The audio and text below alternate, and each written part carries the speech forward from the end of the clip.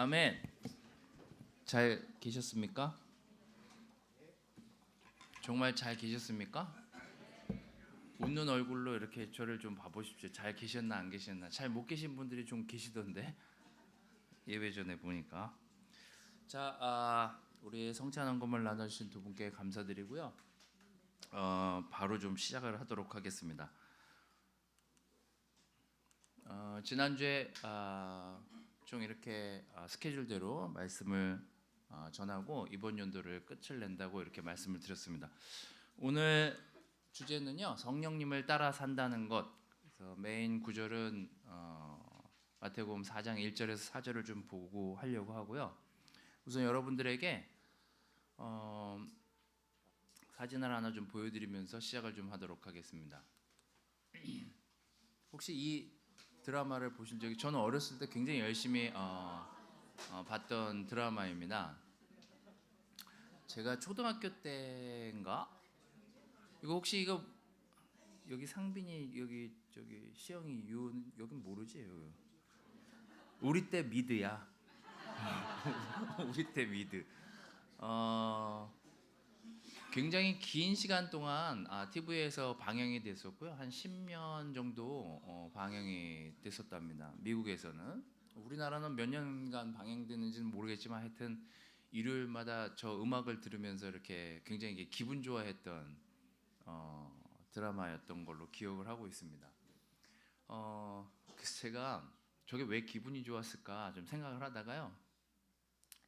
보면 이렇게 너무나 이렇게 저런 가족은 정말 행복하겠다 이런 생각이 들게끔 하는 뭐 사건 사고도 뭐 그 안에 뭐 크고 작은 사건 사고들이 많지만 그래도 가족이 함께 일요일 되면 이렇게 교회를 촥 가고 촥 이렇게 와서 이렇게 아버지는 열심히 일을 하고 엄마는 이렇게 아이들을 잘 돌보면서 이렇게 아이들하고 이렇게 알콩달콩 살아가는 모습이 어렸을 적 저에게는 정말 놀라운 저런 가족을 꿈꿔야 되는데라는 생각을 좀 하게 만들었던 참 드라마여서 오랜만에 좀 생각이 나서 좀 찾아봤습니다.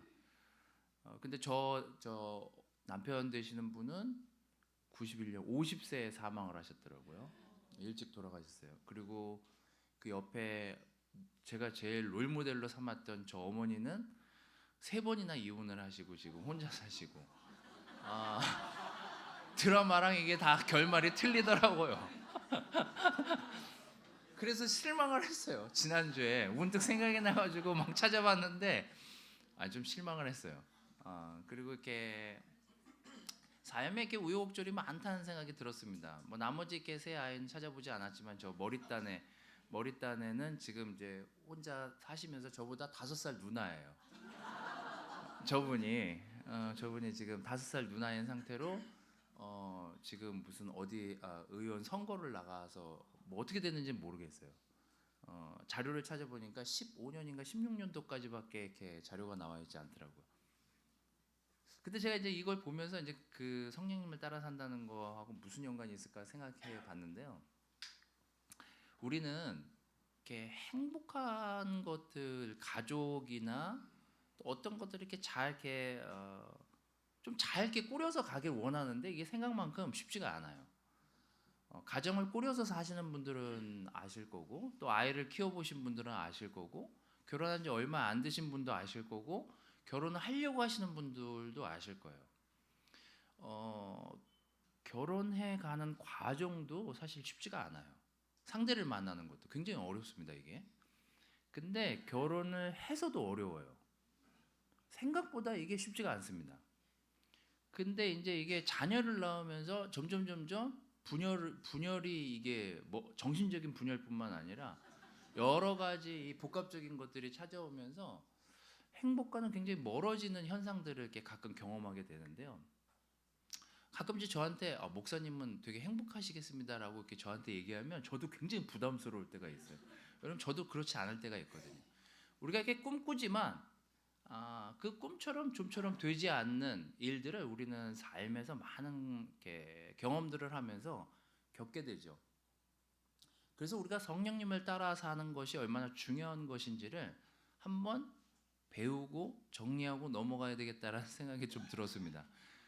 원래 마음에 있는 게 입으로 나오기 마련이라고 제가 한 두세 달 동안 제일 많이 생각했던 것이 기도하는 것, 또 이 성령님에 대한 생각이었습니다. 이미 이 레슨은 원래 초파는요 한 두 달 전에 우리 셰퍼딩 미팅 할 때 제가 이렇게 거기 있는 분들을 모셔다 놓고 같이 제가 요즘 생각하는 것들을 나누면서 했던 레슨을 좀 몇 번에 걸쳐서 좀 보완을 해서 오늘은 여러분들하고 좀 그 말씀을 좀 나누려고 합니다. 성령을 이렇게 옛날 분들이 어떻게 번역을 해야 될지 잘 몰라서 이 세 가지로 정리를 했어요. 어떻게 표현을 해야 될지 모르니까 표현한 게 바람, 호흡, 영감, 이 세 가지의 단어로 이 성령이라는 것을 표현을 했습니다. 쓸 단어가 없었어요. 근데 저는 이제 지나고 나서 이 성령이라는 단어를 이 세 단어로 정리했다라는 게 대단하다는 생각이 좀 들었습니다. 잘 들어보세요. 여러분, 미세먼지는요 우리 힘으로 막을 수가 없어요. 하지만 바람이 한 번 불잖아요. 다른 쪽으로 불면 미세먼지가 없잖아요. 바람이 굉장히 영향을 끼칩니다. 바람은 어디서 부는지는 모르지만 바람이 한번 자기가 정한 곳으로 불면 흐름을 바꿔요. 그게 성령이라는 것으로 옛날 사람들은 표현을 했어요. 호흡은 뭐예요? 생명이잖아요. 성령을 생명하고 견줄 정도로 표현을 했습니다. 성령은 호흡이다. 또 우리가 성경을 찾아보면 영감에 대한 내용들은 굉장히 많이 나오죠. 우리에게 이렇게 어떤 생각들을 떠오르게 하시고 또 우리가 어떤 것들을 이룰 수 있도록 인도해 주시고 이런 부분들은 성경에 굉장히 많이 나오기 때문에 성령과 영감 하면은 대부분은 그래 그럴 수 있다, 그렇게 표현할 수 있겠구나라고 이렇게 쉽게 받아들일 수 있는 부분입니다. 그래서 이 성령에 대한 이 세 가지 단어를 생각하시면서 오늘 말씀을 들으면 좀 쉽게 좀 정리가 될 수 있지 않을까라는 생각이 들었습니다. 하나님이 구약에서 백성들을 인도하셨다면 신약에서는 누구죠? 예수님이시죠. 근데 예수님이 떠나시면서 우리에게 다짐하신 말씀이 바로 이 말씀입니다. 사도행전 1장 8절은요 이렇게 이야기하면서 이 사도들의 시대를 이야기하게 됩니다. 그러나 성령님이 너희에게 오시면 너희가 권능을 받아 예루살렘과 온 유대와 사마리아와 땅끝까지 이르러 내 증인이 될 것이다. 그렇다면 오늘 여기 앉아있는 분들 중에서 나는 하나님을 믿는다, 하나님의 말씀을 따라 산다라고 결정하면서 살아오신 분들이라면 무슨 삶을 살고 있는 거예요? 증인의 삶을 살고 있는 거죠. 지금 증인인 채로 지금 이 자리에 앉아 있는 거예요. 여러분은 증인이십니까? 네, 증인이어야 되는 거예요. 내가 증인이었나? 이렇게 생각하시면 이제 다시 오늘 정리를 해보시면 되겠습니다. 성령님이 우리에게 오셨을 때 그리고 나서 우리는 땅끝까지 이르러 증인이 될 거래요. 로마서 8장 9절은 이렇게 또 정리를 하고 있습니다. 성령님이 여러분 안에 계시면 여러분은 육신의 지배를 받는 것이 아니라 성령님의 지배를 받게 됩니다. 우리가 받는 지배가 틀려진다는 것이죠. 누구든지 그리스도의 영이 없으면 그리스도의 사람이 아닙니다. 라고 정의를 내렸습니다. 자, 제가 여러분들에게 대답을 이렇게 요하지는 않겠지만 여러분 스스로 속으로 한번 대답을 해보십시오. 전 요즘 저희 아이들하고 시간을 보내면서 제 어린 시절을 좀 생각해봤어요. 여러분과 여러분 부모의 관계에 대해서 한번 생각을 해보십시오. 여러분 부모님은 여러분에게 얼마나 힘이 되셨습니까? 나는 우리 아버지는 정말 의지할 대상이었어. 어렸을 때는 그게 가능해요. 근데 제가 이렇게 좀 자라고 중고등학교 시절이 되면서 우리 아버지는 왜 저랬지? 우리 엄마는 왜 그렇게 판단했지? 왜 그때 우리 아버지는 나한테 그렇게 했지? 그런 생각들이 막 자라면서 부딪혔던 시간들이 되게 많아요. 저희 아버지랑 전 뭐 엄마랑 부딪힌 시간은 그렇게 극히 길지는 않았으니까요. 아버지를 생각해 봤어요. 내가 그렇게 아버지를 젊어서까지 의지하면서 그렇게 살았었나? 생각해 보면 그랬던 것 같지는 않아요. 근데 요즘 저희 아이들과 저랑 대화를 하는 걸 이렇게 보면 쟤들이 날 의지하게 하면 정말 큰일 나겠구나. 그런 생각이 좀 들었어요. 왜냐면 제가 감정적인 때가 있거든요. 또 제 생각에서 이렇게 말을 하면 안 되는데라고 하는데 자꾸 이렇게 뭔가 비교하게 되거나 아이들에 대해서 뭔가 못마땅하면 마음에 있었으니까 툭툭툭툭 어떤 데 내뱉는데 거봐 아빠가 나 그렇게 생각한 거지? 그러고서 일단 들어가요. 그럼 끝나는 거예요 일단. 그래서 제가 요즘 드는 생각이에요. 얘네들이 나를 의지할 게 아니라 하나님을 의지하게끔 할 수 있는 게 그게 답이겠구나. 그게 결국은 내 골이 되어야지 쟤네가 나를 의지하고 나의 힘을 의지하면서 살면서 저렇게 길게, 물론 길지도 않겠지만 그렇게 살다가는 둘 다 힘들어지겠구나라는 사실을 최근에 많이 이렇게 생각하면서 알게 됐습니다. 여러분이 바라고 제가 바라는 거 그거 아니에요? 여러분, 여러분을 의지하잖아요? 여러분 닮아갈 거예요. 하지만 여러분에게 못마땅한 모습 있잖아요. 여러분에게 바뀌고 싶은 모습들이 있잖아요. 그것을 아이들이 본받고 싶게 하진 않잖아요, 우리가. 저도 그래요. 이 모습은 굉장히 이렇게 애들이 배우면 안 될 모습인데, 이 모습은 내가 버려야 될 모습인데, 이런 생각들을 해보면 부모를 의지하고 정말 무슨 영향력 있는 사람을 의지하게 할 게 아니라 하나님을 의지하게끔 하려고 우리가 방향을 바꿔놓을 수만 있다면, 그것만 된다면 진짜 놀라운 결과를 가져오겠구나 라는 생각이 제가 요즘 들고 있는 생각들입니다. 그래서 제가 포인트를 조금 우리 셰퍼딩 인도자들하고 우리 다른 교회에서 했던 레슨 때와는 좀 바꿨습니다. 결국은 같은 얘기예요. 첫 번째, 하나, 힘이 되시는 분이라고 제가 포인트를 정했습니다. 4장 1절에서 4절 말씀은요, 우리가 얼마 전에 같이 인용, 이용, 응용 뭐 이거에 대해서 레슨할 때 썼던 구절이에요. 그 구절을 다시 좀 읽어보도록 하겠습니다. 여러분하고 저하고 같이 읽도록 하겠습니다. 자, 시작. 그 즈음에 예수께서 성령에 이끌려 광야로 가셔서 악마에게 시험을 받으셨다. 예수께서 밤낮 40일을 금식하시니 시장하셨다. 그런데 시험하는 자가 와서 예수께 말하였다. 내가 하나님의 아들이거든 이 돌들에게 빵이 되라고 말해보아라. 예수께서 대답하셨다. 성경에 기록하기를 사람이 빵으로만 살 것이 아니라 하나님의 입에서 나오는 모든 말씀으로 살 것이다 하였다.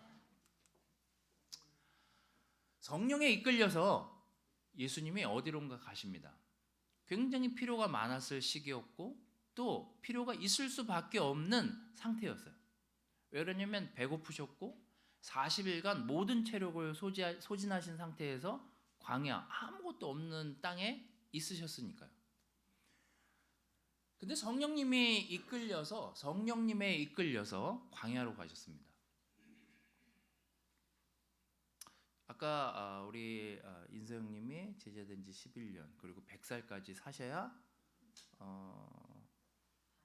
반 제자 삶을 사신다고 했는데, 여러분 제자의 시간들을 10년, 20년, 30년, 40년을 지나도요 계속해서 어려움들이 찾아옵니다. 그래서 힘든 거예요. 이 삶이. 어려움은 가족에게만 국한되는 게 아니에요.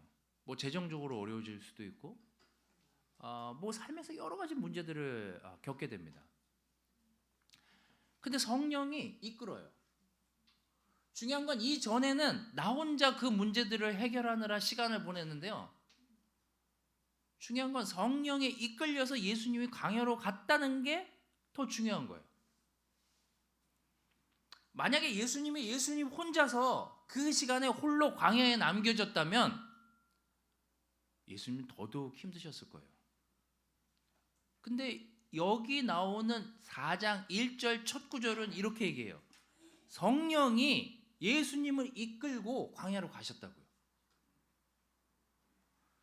그래서 30년을 제자 삶을 사든 40년을 제자 삶을 사든요, 성령이 이끌리는 대로 우리가 간다면 우리는 시험 받는 세상에 계속 살고 있는 게 현실이 맞아요. 근데 중요한 건 이전에는 나 혼자 그 삶을 생각하고 예전에는 나 혼자 그 삶에 대한 방향과 결정들을 스스로 막 했다면, 중요한 건 광야에 성령님이 같이 갔다는 거예요. 그래서 여러분 삶에 내가 지금 성령님과 함께 가고 있다라는 확신이 드는 것이 혼자 가는 것보다 훨씬 더 중요하다는 거예요. 여러분 삶에서 여러분들이 내리기 힘든 결정이나 여러분들이 차마 정말 감당하기 이건 정말 너무 힘들다라고 하는 그 순간에 성령님이 계시다는 걸 우리가 안다면 그때는 달라집니다. 성령님이 예수님을 이끌고 광야로 가셔서 사탄을 만나는 장면으로 이 4장이 시작돼요. 사탄도 우리가 베드로 전후서, 요한계시록 뭐 중요한 내용들을 찾아보면 그 해석은 다 적어요. 사탄에 대한 그 단어에 대한 해석은 다 저렇게 나옵니다. 방해꾼, 방해자로 나와요. 여러분이 옳은 것을 결정하지 못하도록 방해합니다. 적대해요. 옳은 것을 못하도록 여러분을 나쁜 길로 안내를 하려고 하는 것이 사탄이에요. 왜요? 우리가 가고자 하는 방향이 옳은 방향이라는 걸 알 테니까요. 또 뭐예요? 미혹한대요. 우리를 자꾸 유혹한대요. 또 속이는 영이래요. 요한계시록에 나오잖아요. 우리를 쉽게 속게 만든대요. 그리고 뭐예요? 거짓을 심어놓은대요. 이게 사탄의 역할이래요. 자, 여기서 예수님이 광야로 가셨을 때 속을 뻔한 게 뭐예요? 다 아는 내용이잖아요. 속을 뻔한 게 뭐예요? 사탄이 제안한 게 뭐예요? 너 배고프잖아. 그냥 쉽게 생각해 보자고요. 빵이 필요했고 배가 고팠고 나는 지금 정신이 혼미하고 제 주변에 40일 금식했던 분을 제가 알거든요. 물만 먹고 40일을 금식해요. 제 가족 중에 있어요. 정말 우리 아내 아니에요. 저 우리 형제들 중에. 자, 그게 나쁘다는 건 아니지만 체력적으로 엄청난 고갈이 옵니다. 거의 죽기 직전까지 가요, 사실. 나중엔 너무 힘들어서. 우리 집에서 별별 일을 안 해본 게 없어요. 성경에 나오는 것들 중에. 저는 이제 뭐 그런 집안에서 컸으니까. 근데 40일을 지나자마자 먹어요. 40일이 끝났으니까. 40일이 끝났을 때 사탄이 가장 필요한 게 뭔지를 여러분들한테 와서 얘기하는 거예요. 누군가에게 내가 진짜 돈이 절실히 필요한 시간이 왔을 때 유혹이 되는 어떤 상황들을 맞닥뜨린다니까요. 성적으로 뭔가 너무 약한 상황에 맞닥뜨렸을 때 유혹이 오잖아요. 뭔가 내가 권력에 내가 힘이 없어서 이러나? 내가 정말 뭘 명예가 없어서 이러나? 라고 했을 때 여러분을 자꾸 더 뭔가를 따고 공부하게끔 만들잖아요. 뭐 박사가 있어야 될 것 같고 뭔가 외국 자격증이 있어야 될 것 같고 자꾸 그래서 뭔가를 자꾸 잘못 보게 만들잖아요. 근데 예수님이 그 순간 바로 대답할 수 있었던 것은 무엇이었냐면요, 성령님이 같이 가셨으니까. 거기서 바로 사탄이 하는 이야기에 하나님의 입장에서 무엇이 중요한지를 바로 얘기하십니다. 그게 뭐였냐면요, 성령님이 함께 하셨기 때문에. 요한복음 14장 26절, 우리가 불안함에 있을 때, 불안함에 휩싸였을 때 의지할 수 있는 대상이 아빠, 엄마, 형제가 아니라 하나님이라면, 성령님이라면, 그게 14장 26절은 이렇게 표현하고 있습니다. 보호자, 곧 아버지께서 내 이름으로 보내실 성령께서 너희에게 모든 것을 가르쳐 주시고 내가 너희에게 말한 모든 것을 생각나게 하실 것이다. 제가 저희 아이들한테 쏟아 부을 수 있는 돈이 없어요. 그리고 제가 이렇게 에너지를 쏟아부으려고 했는데 그렇게 에너지도 많지 않더라고요. 그러니까 에너지가 없으니까 어떻게 해요? 화를 내죠. 짜증을 내고.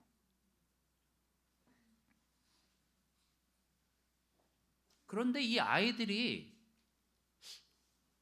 성령님을 따라 살 수 있게 한다면 그때는 이제 달라져요. 사실 그게 희망이에요. 제가 요즘 생각하는 시편 23편 4절은요, 다윗이 이렇게 시를 씁니다. 내가 죽음의 음산한 계곡을 걸어가도 두려워하지 않을 것은 주께서 나와 함께 계시다는 걸 내가 알고 있기 때문이다. 주의 지팡이와 막대기가 나를 지키시니 내가 안심할 것이다. 안심할 상황이 아닌데 안심할 수 있대요. 왜요? 주님이 나와 동행하시는 걸 내가 알고 있기 때문에. 여러분, 조금 하나님이 예언자들을 통해서 나타나지도 않으시고 예수님이 직접 우리 앞에 나타나서 우리에게 좋은 말씀을 전달해 주지 않는다 하더라도 성령님을 여러분들에게 선물로 허락하셨잖아요. 그리고 여러분들은 그거를 성령을 선물로 받았어요. 여러분과 저는 엄청난 선물을 지금 가지고 있는 거예요. 그래서 가기만 하면 돼요. 어떻게 해요? 성령님을 의지해서 가기만 하면 돼요. 이게 보이지 않기 때문에 어려울 뿐이에요. 아니, 어렵다고 느낄 뿐이에요. 제가 엄청 격려가 되고 엄청 도전이 될 때가 언제냐면요, 어떤 형제들이, 어떤 자매들이 같이 이렇게 바이블톡에서나 삶을 얘기할 때, 와, 저기서 어떻게 저런 기도를 하지? 저런 상황에 어떻게 저런 결정을 해서 하나님한테 갈 생각을 하지? 그걸 보면서요, 놀라게 되는 거예요. 그리고 그들을 보면서, 아, 맞아, 성령님이 나한테 함께 있으셨지. 그걸 다시 깨닫게 되는 거예요. 히브리서 2장 18절은요, 예수님은 몸소 시험을 받으셨기 때문에 또 고난을 직접 당하시고 그것이 무엇인지를 알도록 스스로 그 고난에 참여하셨기 때문에 시험을 받는 사람을 도우실 수 있대요. 그게 우리예요. 우리가 받는 시험, 우리가 받는 어려움, 우리가 생각하기에 풀 수 없다라고 생각하는 어떤 절정의 문제들에 성령님이 개입만 하신다면 방향도 바꿔놓을 뿐만 아니라 영감도 주시고 우리의 생명을 살려주시는 걸 경험해 보지 않았습니까? 그렇다면 여러분, 내가 지금 성령님과 함께 이 삶을 살아가고 있다라는 것에 우린 기뻐해야 돼요.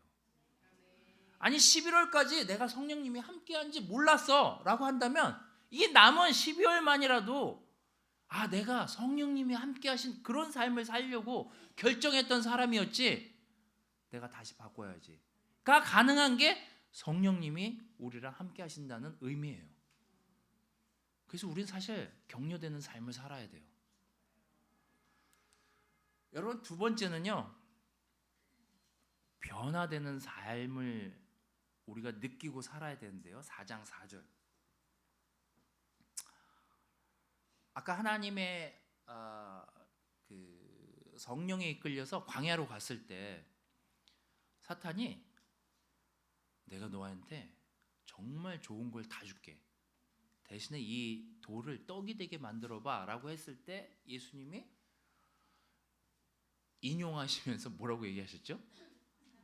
사람이 빵으로만 살 게 아니다. 하나님의 나오는 모든 말씀으로만 살 것이다 라는 게 예수님의 대답이셨습니다. 이 내용뿐만 아니라 요한복음에 가서 제자들이 예수님이 죽은 사람들 가운데서 살아나신 뒤에 그가 말씀하신 것을 기억하시고 성경 말씀과 예수께서 하신 말씀을 믿게 되었다라고 기록하고 있습니다.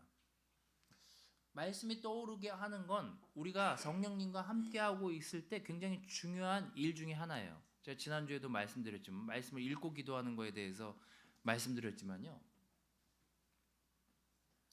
말씀이 사실 우리의 영양분을 제공하는 굉장히 기초적인 부분인데 제가 이렇게 11월에 사실 깜짝 놀란 뉴스가 있었습니다. 그 신천지에 관련된 뉴스였는데요.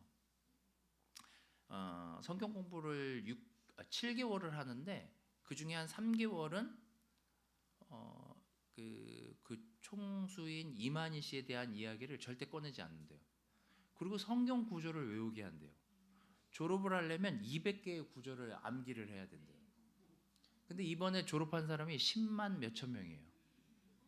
그래서 지금 신천지가 27만 얼마가 됐다라고 지금 그것도 그냥 교회 신문에 나온 게 아니에요. 그 일반 신문에 나와서 사진을 이렇게 찍어갖고 일반 신문에 올렸는데 졸업을 했어요. 10만 명이.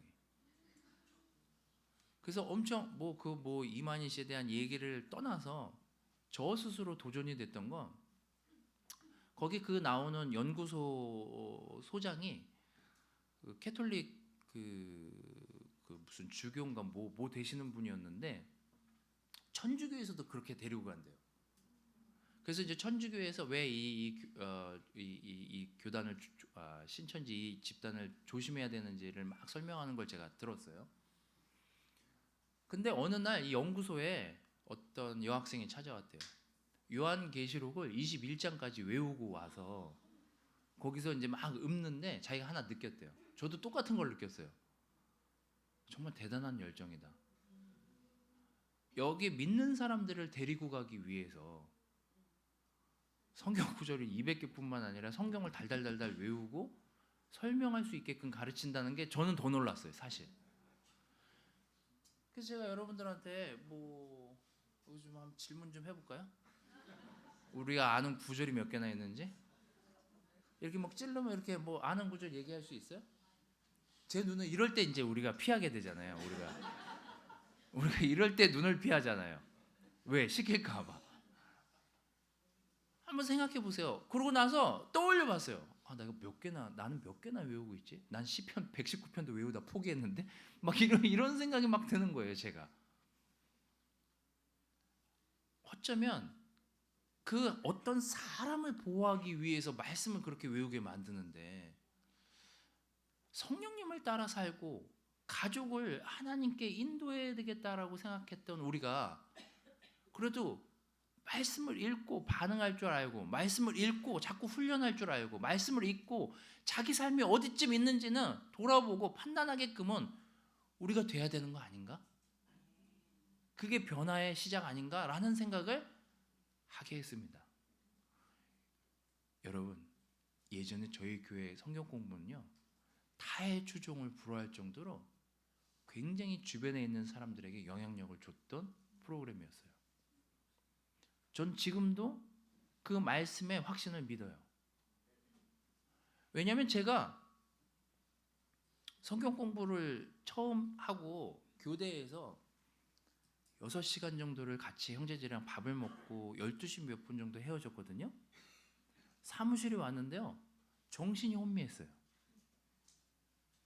내가 하나님을 믿는 사람이 아니었구나. 내가 제대로 믿는 사람이 아니었구나. 그리고 굉장히 의심스러웠어요. 거기 성경 공부하는 사람들, 저 사람들이 정말 직장 다니는 사람들이 맞나? 아니 너무 성경 구절을 여기저기 보여주는데 저는 신학교도 다녔었거든요.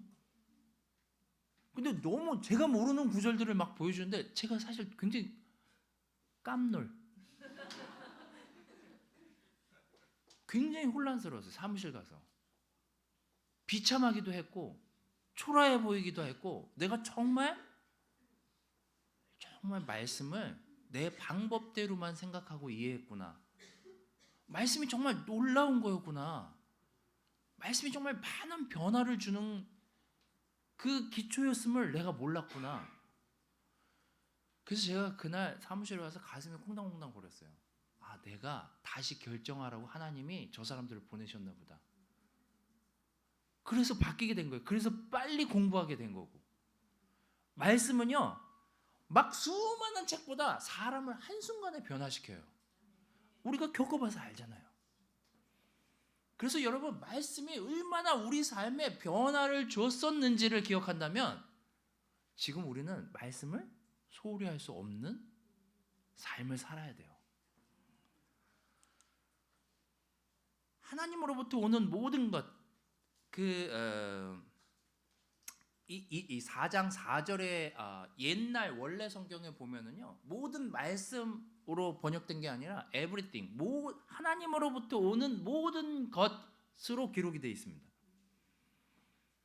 우리의 삶은 하나님으로부터 오는 모든 것으로부터 결정하는 훈련을 해야 돼요. 그래야 변화가 돼요. 우리 지식으로 이전에 우리가 뭔가의 변화를 가져왔다면 이제 하나님으로부터, 성령님으로부터 오는 지식으로 사람들을 볼 수 있다면, 우리의 관계가 예전에는 불안했는데 이제 성령님으로부터 오는 그 변화의 삶을 우리가 살아간다면, 예전에는 내 방법, 주변에서 일려준 방법, 여기저기서 들은 방법으로 내 삶의 변화를 가져오려고 꾀했다면 이제는 성령님과 함께하는, 성령님이 있으셔서 변화된 삶으로 모든 내 삶에 오는 모든 것을 그렇게 맞춰서 변화할 수 있다면 그건 엄청난 변화 아니겠습니까? 에베소서 1장 17절 19절 그리고 한 구절 더 보고 정리를 하도록 하겠습니다. 에베소서 1장 17절 19절 우리 좀 같이 읽어보도록 하겠습니다. 성령을 따라 살면 변화를 알아가게 되는데 이 구절은 이렇게 이야기하고 있습니다. 같이 읽어보도록 하겠습니다. 자, 시작.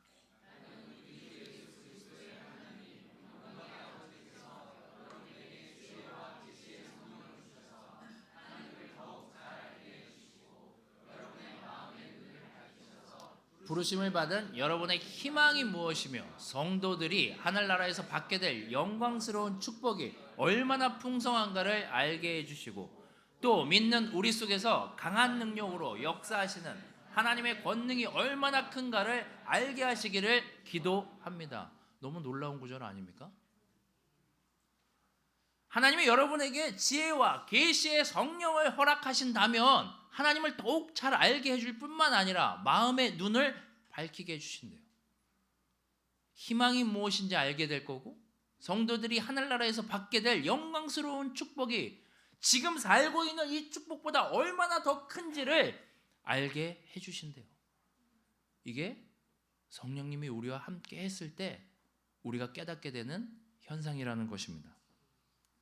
마지막으로 갈라디아서 5장 16절을 읽으면서 정리를 하도록 하겠습니다. 그래서 내가 하는 말입니다만 여러분은 성령님의 인도를 따라 사십시오. 그러면 육체의 욕망을 채우려고 하지 않게 될 것입니다. 여러분, 성령님을 따라 살기를 기뻐하고 즐거워하고 감사하십시오. 이게 되게 중요한 삶이에요. 여러분에게 힘이 없을 때 돛담배에 그 돛에 바람이 불어서 배가 움직이는 것처럼요. 그냥 우리가 가만히 있어도 우리의 돛이 성령님께만 향해 있다면 성령님이 바람을 불어서 우리가 가게 해주신대요. 우리에게 그런 힘이 되시는 분이 성령님이에요. 우리가 힘이 없고 연약하게 느껴지는 어떤 순간에도 성령님이 함께 하신다면 우리의 삶을 틀어서 우리에게 지혜와 우리에게 갈 길과 우리에게 영감을 주시는 분이 성령님임을 기억하시기를 바랍니다. 우리의 삶에 변화를 주고 변화되도록 돕는 분이 성령님이심을 기억하시면서 여러분 올해 우리가 어떤 것들을 하나님과 함께 했는지, 어떤 것들을 성령님과